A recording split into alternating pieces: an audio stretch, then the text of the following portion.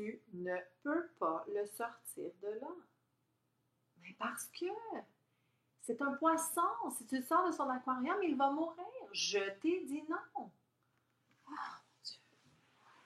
Salut! Hey, j'espère que tu vas comprendre un peu mieux les pronoms que mes enfants. Hein? Je suis pas bon sang aujourd'hui.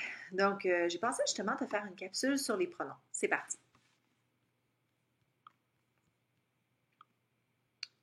Le pronom, en fait, il fait partie de la classe de mots variables, tout comme le nom, l'adjectif, le déterminant qu'on a vu préalablement. OK? Éventuellement, on va également regarder le verbe. D'accord? Donc, le pronom, il remplace généralement un mot ou un groupe de mots. OK? On l'a un peu inventé pour ça, pour ne pas toujours répéter la même chose. D'accord? C'est un mot qui est variable, qui va changer selon le genre et le nombre, évidemment, donc masculin, féminin, singulier, pluriel, mais également selon la personne utilisée, première, deuxième ou troisième personne. Le pronom, c'est un donneur d'accord s'il est pronom sujet. On va voir dans une capsule ultérieure sur les CDCI qu'il existe des pronoms qui sont utilisés à d'autres positions dans la phrase, comme complément direct, complément indirect. Mais si on parle du pronom sujet, c'est un donneur d'accord.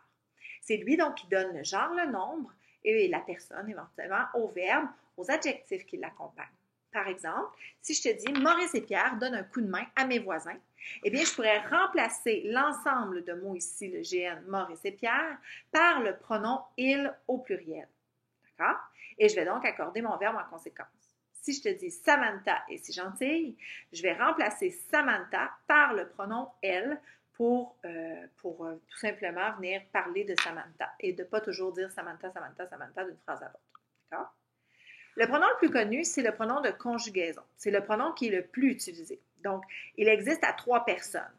À la première personne, au singulier, au pluriel, à la deuxième personne, au singulier, au pluriel, et à la troisième personne, au singulier et au pluriel.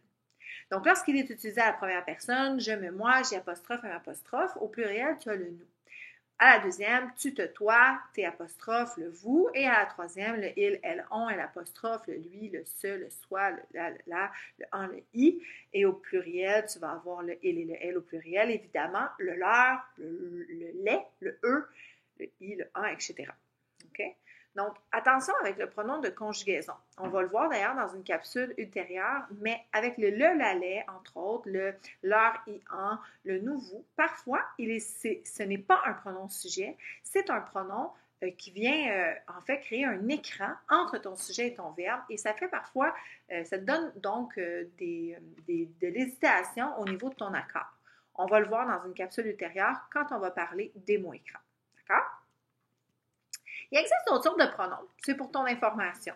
Les pronoms de conjugaison, c'est ceux sur lesquels on insiste au primaire, mais il y a aussi des pronoms démonstratifs comme cela, ce, que tu vas utiliser également. Tu as le pronom possessif comme le mien, le tien, le sien, etc.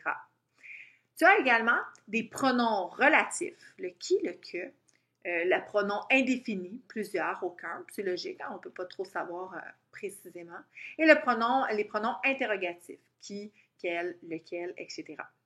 Voilà. Donc, j'espère que ça t'a aidé à savoir un peu quoi faire avec un pronom à l'intérieur d'une phrase. Puis moi, je vais retourner à essayer de sauver la vie du poisson de mon fils parce qu'il veut le sortir de son aquarium. Il est où le poisson, là?